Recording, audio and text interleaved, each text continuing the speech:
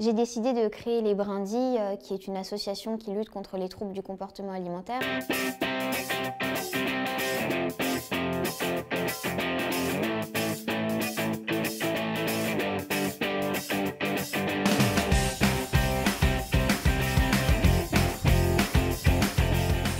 Je ne pense pas qu'il y ait nécessairement une cause qui puisse déclencher l'anorexie.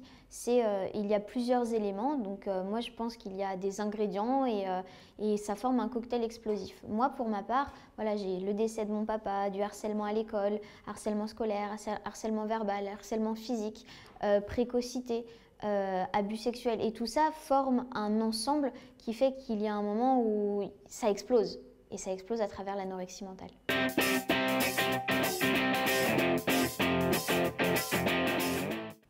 On estime effectivement que sur 10 cas de troubles du comportement alimentaire, un seul seulement est un garçon.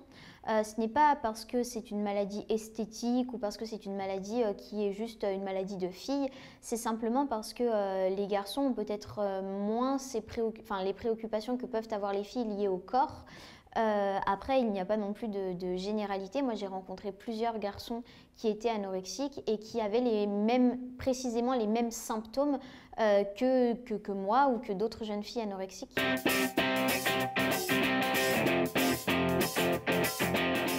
Clairement, les troubles du comportement alimentaire, c'est 14-19 ans. C'est la partie la plus large et c'est pour ça qu'on pense que c'est une maladie plutôt qui atteint les personnes qui sont jeunes. Mais ça survient aussi à des personnes qui ont 40 ans, qui ont 60 ans. On observe vraiment, on ne peut pas faire de généralité, même si on observe effectivement quand même une grosse crise, une grosse épidémie qui touche les personnes qui ont entre 14 et 19 ans.